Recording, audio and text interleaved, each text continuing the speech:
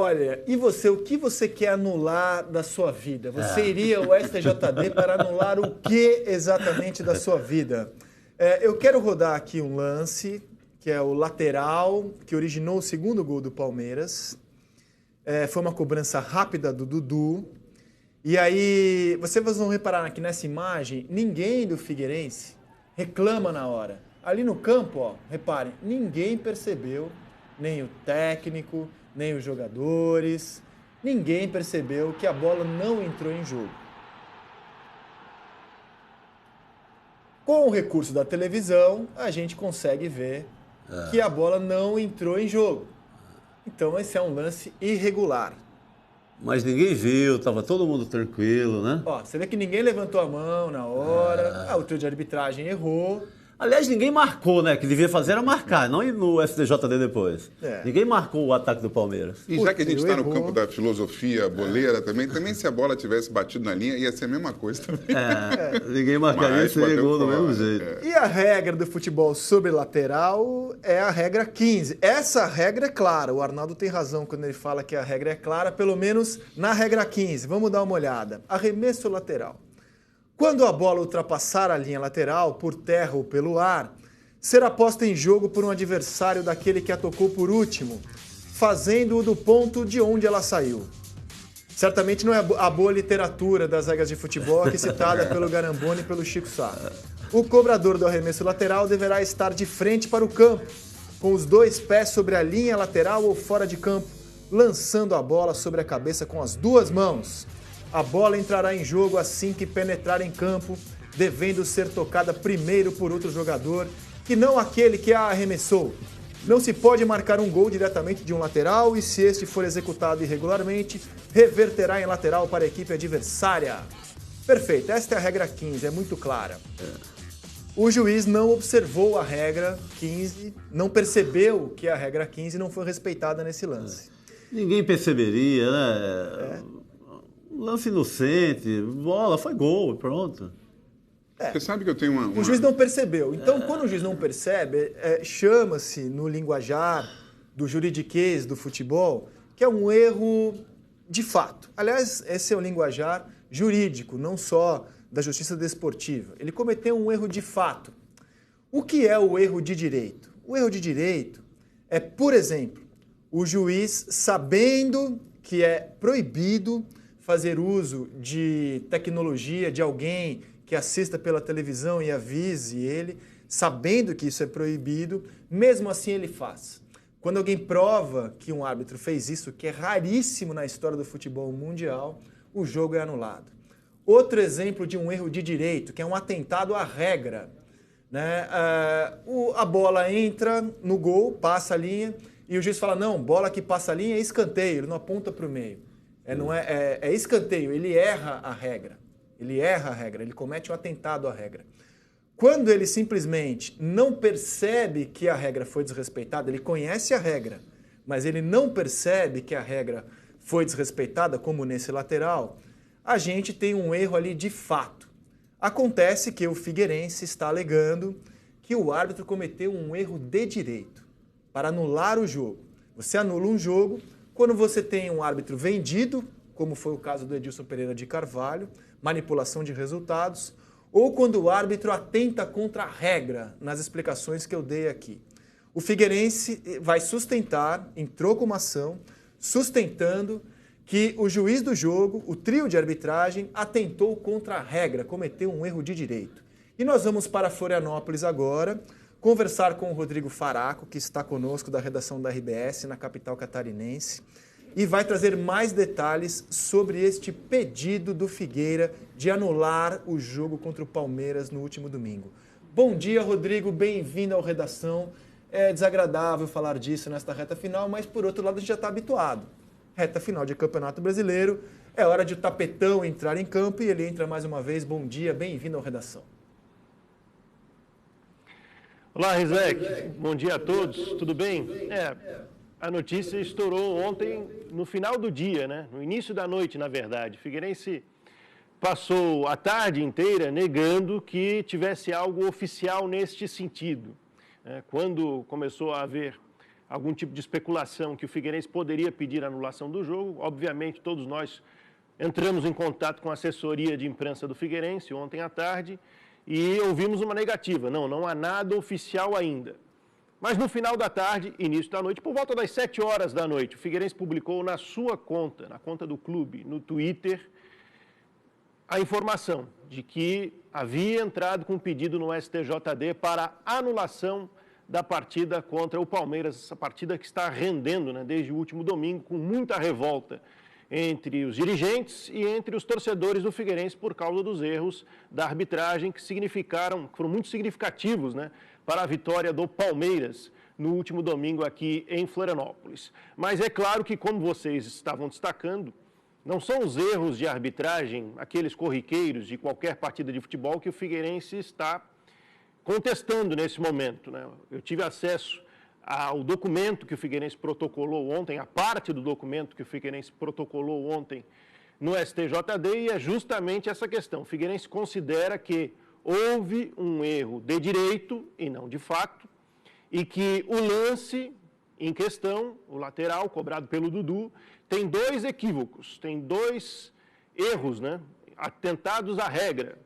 Um deles, o Dudu cobrou o lateral em movimento e não parado de frente para o campo, e o segundo, que a bola não entrou em jogo porque ela quicou fora do campo, e que isso foi também significativo e expressivo para o resultado da partida, a vitória do Palmeiras. Então o Figueirense pede a anulação do jogo contra o Palmeiras e espera agora que o seu pedido seja acatado. Até porque o Figueirense ainda não se pronunciou oficialmente, a não ser essa manifestação no Twitter, né?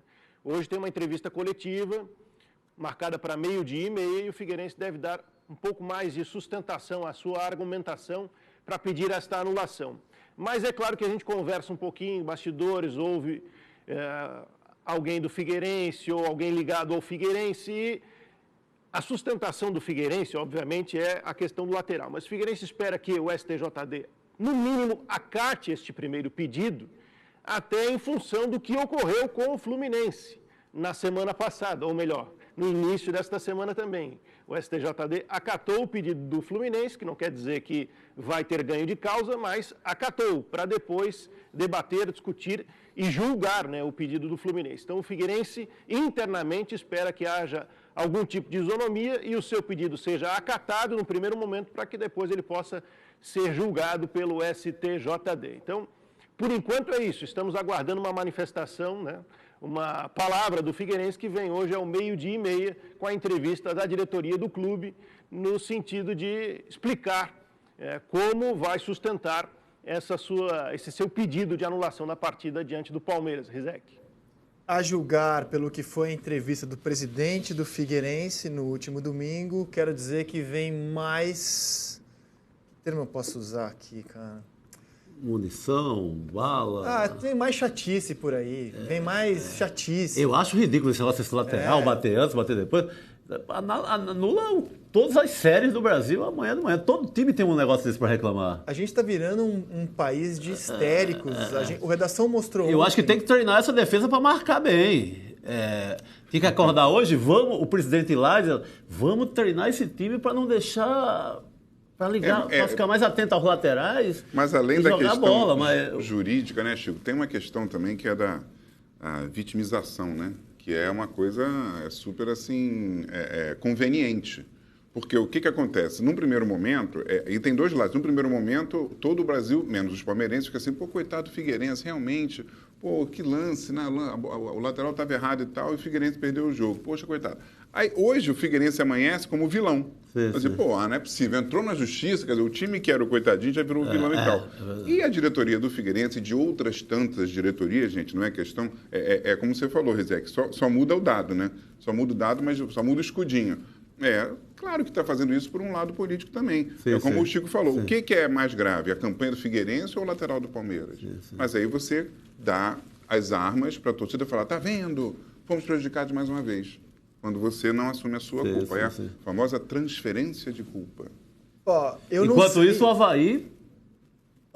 Assunto para daqui a pouquinho. Jogando Bem pra cacete na Série B. Assunto para daqui a pouquinho. Eu não posso prever quais serão as palavras usadas pela direção do Figueirense nessa entrevista do 12h30.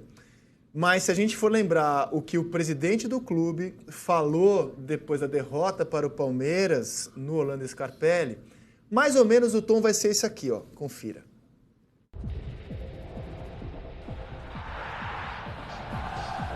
Como diz alguns presidentes de clube aí que estão disputando o campeonato, né? O campeonato está manchado. Né? O campeonato brasileiro está manchado, não tem mais credibilidade nenhuma. Depois do que nós vimos aqui hoje, eu sempre procurei levar essas questões de arbitragem junto à CBF de uma maneira institucional. Agora, o que aconteceu aqui hoje realmente foi lamentável. Então ele já veio predestinado a nos prejudicar, né? Mais ou menos assim, bom, eu vou dar esse pênalti porque eu não sei se vai ter outro lance na área Palmeiras para eu poder dar um pênalti para Palmeiras. Foi vergonhoso, né? Uma coisa vergonhosa, uma coisa que entristece o futebol brasileiro. Bom, aí é o seguinte, ó, roda a vinheta da Sala de Justiça que todo ano em reta final de campeonato a gente precisa rodar, diretor. Enquanto isso, na Sala de Justiça. Procedentes dos pontos mais distantes do universo, encontram-se no grande hall da justiça as forças mais poderosas jamais reunidas. As forças poderosas jamais reunidas vão analisar o pedido do Figueirense, que o Rodrigo Faraco publicou hoje no Diário Catarinense, com exclusividade, e a gente vai reproduzir para vocês trechos do pedido de anulação desse jogo, do pleito do Figueirense. Então dá uma olhada. A irregularidade, no caso do lateral, se observa sob dois aspectos. Como se vê na prova de vídeo anexa, a primeira flagrante ilegalidade é o fato de o atleta em questão não estar de frente para o campo de jogo. A imagem é flagrante, sendo certo, inclusive, que o atleta faz o arremesso em movimento. A segunda e talvez mais grave é o fato de que a bola não entra em jogo, mais uma vez desprovido de qualquer subjetividade. A bola quica fora de campo antes de alcançar o outro atleta do Palmeiras, que dá sequência do lance até o gol. Perfeito, temos aqui um erro de fato, o juiz errou. O Figueirense vai ter que provar... Gente, é um lateral, é um lateral que a bola quicou antes, isso não vale nada. Que o juiz não sabia a regra ou que ele errou de propósito. Como é que vai provar isso? Não, e ninguém prestou atenção do Figueirense na hora, inclusive nem para marcar, nem para reclamar do juiz.